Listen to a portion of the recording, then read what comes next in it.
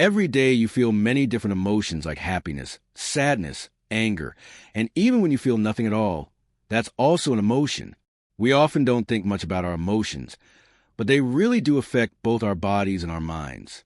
Controlling our emotions can be very hard without help.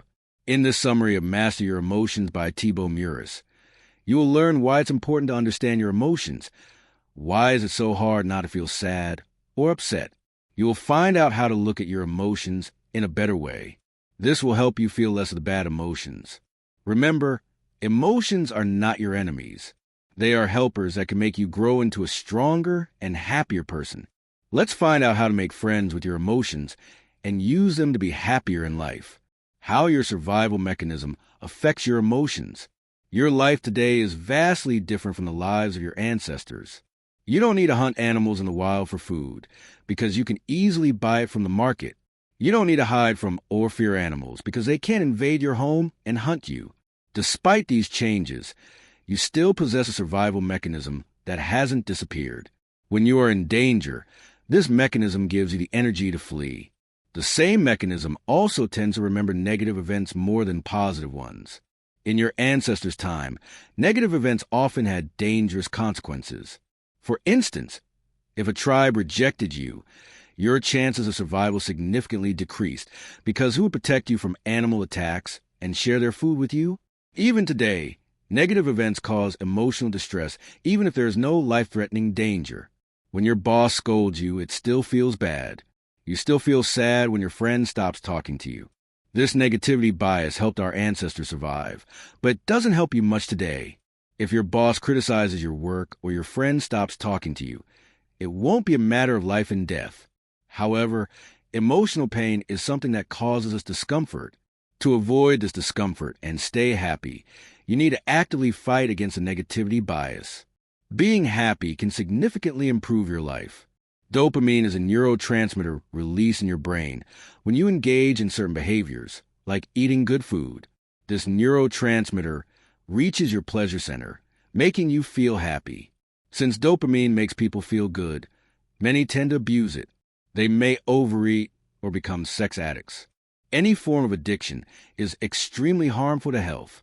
For example, if your mindset is that you achieve happiness through material things, a new car or phone gives you the happiness you seek. Like other material things you get busy with, your fancy car or new phone will make you happy, but only for a short time. This is called hedonic adaptation. This temporary happiness makes you chase after it even if it lasts for only a short while.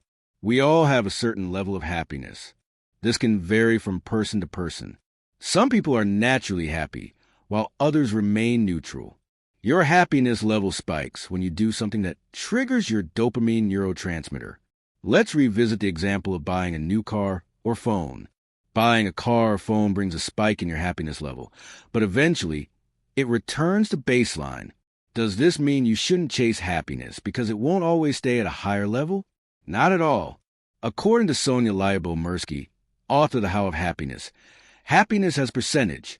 50% of your happiness comes from your genes, 40% from internal factors, and only 10% from external factors like material things or getting a promotion. From these happiness percentages, we need to learn that being happy depends on you, not on what happens to you. True happiness comes from within. The nature of emotions. Handling your emotions can be tricky, especially when they are negative. You can't immediately control your anger or frustration, no matter how hard you try. However, it is possible to handle your emotions by understanding that they are temporary and will pass. For example, Penelope feels irritated because she woke up late. This means she has to rush through a shower, breakfast, and then hurry to work. This feeling of frustration doesn't go away quickly even if she tells herself she should get over it. This method doesn't always work.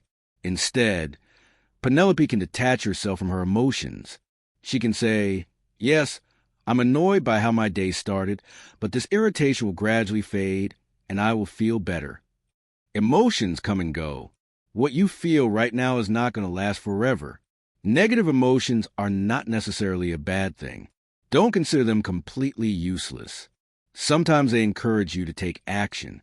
The feeling of failure can push you to work harder next time. Losing someone dear can make you appreciate the people you still have in your life. If you are still struggling to deal with negative emotions, remember the times when you experienced them in the past. You have faced challenging situations before and have come through them. No matter how bad you feel now, know that this feeling will pass. Another healthy way to deal with negative emotions is to remember that they do not define you. If you feel depressed, it does not mean you have depression. It also does not mean you are a failure. What you are feeling right now does not make you any less of a person. As a reminder, you need to actively maintain a positive attitude to stay happy. Have you heard the saying, you attract what you think? This applies to both positive and negative states. Imagine you're in a bad situation. You didn't pass the test you studied so hard for, and your scholarship application got rejected. These events make you focus on other areas of your life that are not going well. You might start thinking about your weight gain, feel like nobody likes you, and feel lonely and sad. It's easy to let negativity take over, but you need to free yourself from the grip of the dominant emotion. As mentioned before, when you feel a certain way, you need to be aware of that feeling. Constantly remind yourself that this feeling will soon pass. This will also help you track your emotions and understand what triggers them. Let's understand this with an example. Sophia realized that making mistakes makes her angry. She gets mad at herself for small mistakes. Sophia wrote this down and began to observe herself whenever she got angry. Often, she would also focus on other mistakes she made in the past. By thinking this way, Sophia would tell herself that she can never do anything right and that she is a loser. However, Sophia found a way to avoid this negative cycle. She reminded herself that she is human and that humans make mistakes. Sophia also reminded herself of her achievements to break the cycle of negative thoughts. Develop the habit of observing yourself. Identify what triggers your emotions, what you say to yourself during those times, what helped you get out of the negative cycle, and what you learn from it. Changing your interpretation. External factors are responsible for only 10% of your happiness.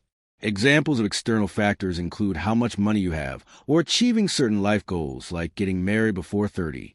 More specifically, these things are called assumptions. These assumptions, no matter how small, still impact you. That's why you need to look at these things from a different perspective. Here are some common beliefs. This is a problem. What if the problem you are currently facing is not actually a problem? Katie heard a rumor that she might be laid off from her job. Initially, she thought it would be a huge problem if that happened. But then she saw it as an opportunity to pursue her dream job. I should get married and have children. This expectation usually comes from parents and society. Just because people say you should doesn't mean you actually have to.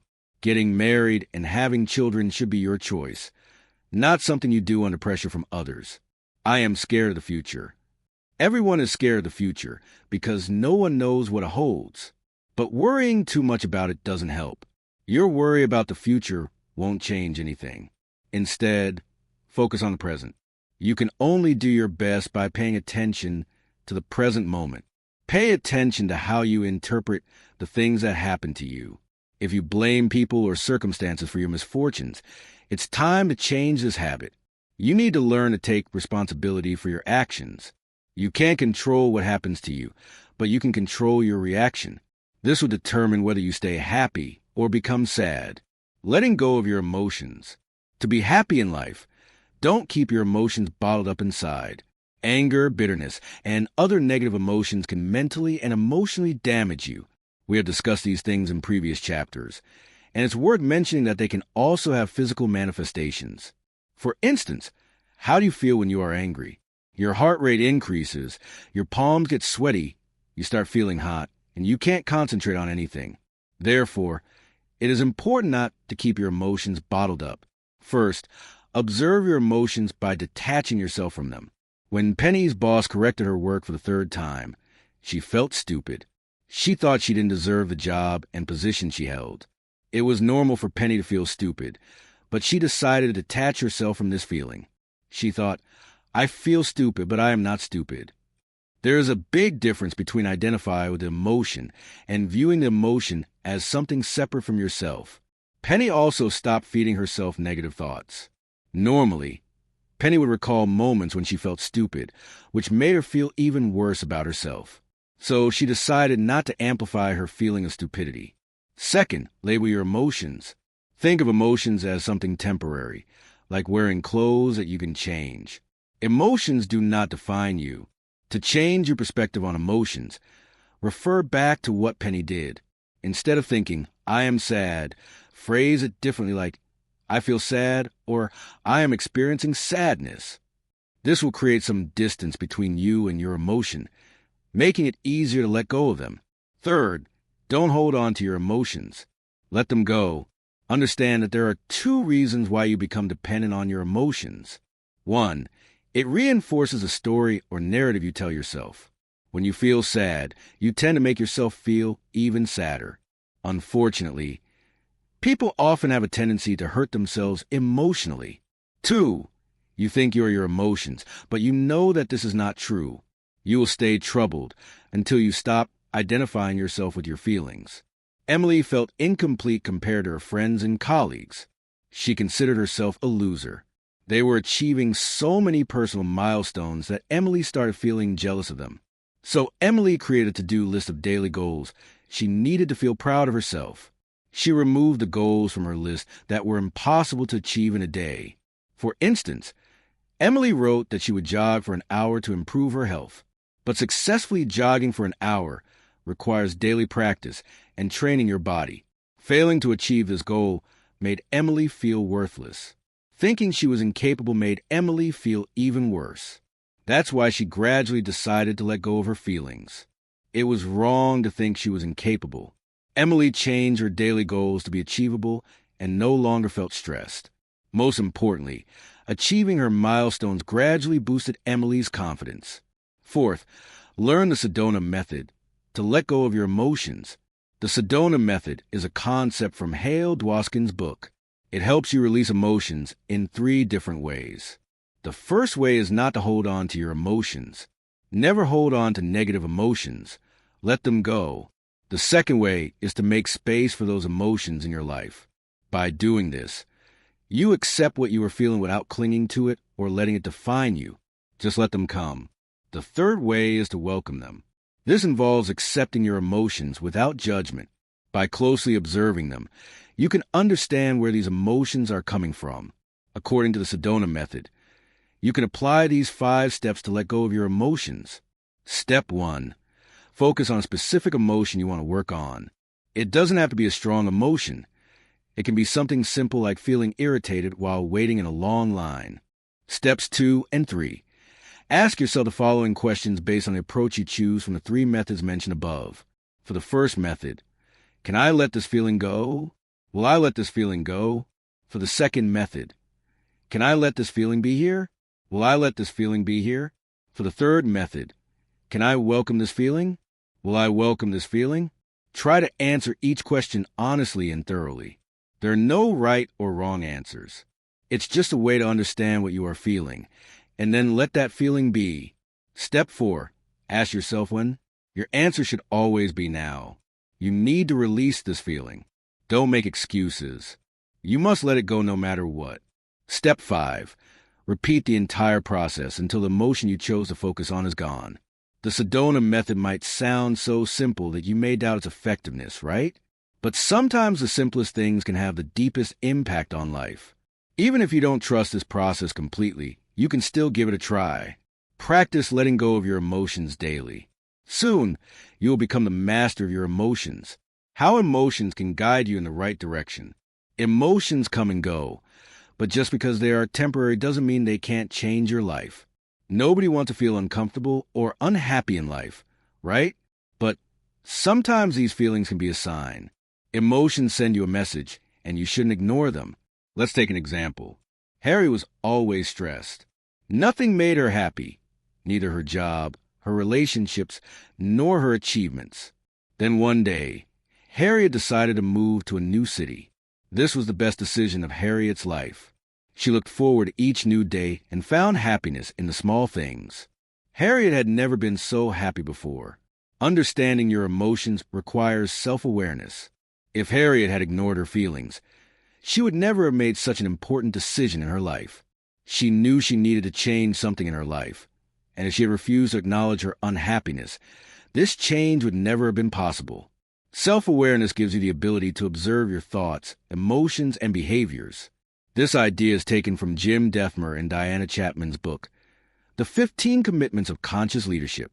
Self-awareness can be practiced using a single line. Whatever you think, feel, or behave, ask yourself if it is above the line or below the line. Being above the line means being self-aware of what you are doing. It means you are in a positive state of mind. If you are curious and consciously listening, you are above the line. You allow yourself to feel what you are feeling, appreciate things, and take responsibility for your actions. Being below the line means it is difficult for you to control your emotions.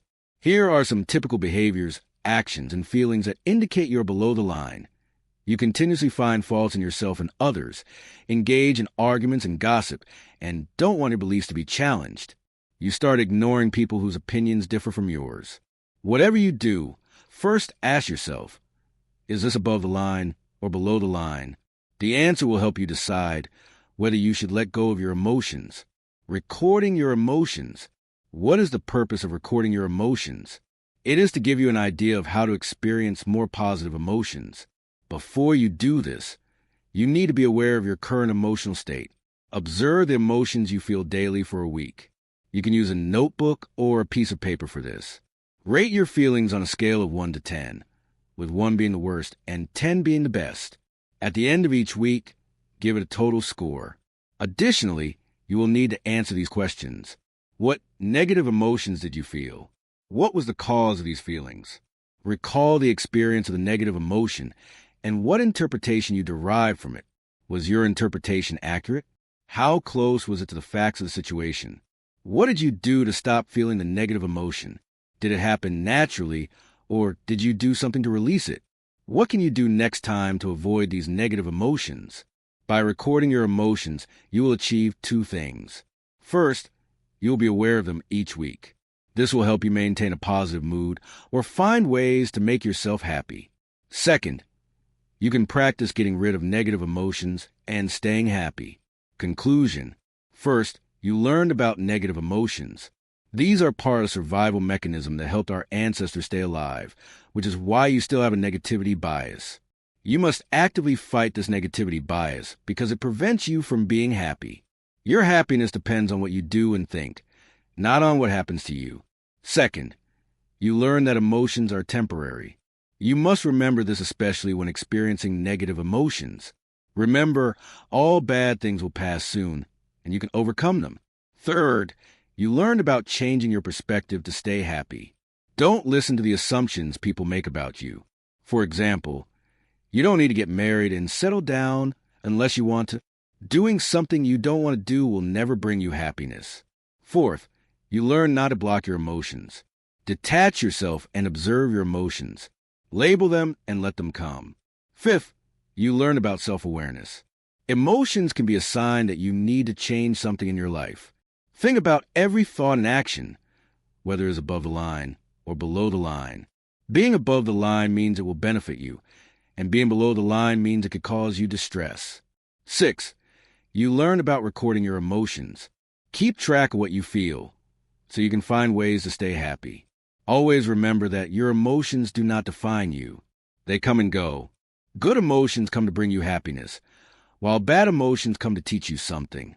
You can use both to live a happy and fulfilling life. Thank you for listening to this audiobook summary of Master Your Emotions. We hope this summary has given you useful insights and tools to help you understand and manage your feelings better. Remember, taking control of your emotions is a powerful step towards living a happier and more fulfilling life. If you found these insights valuable, don't forget to like, comment, and share this video.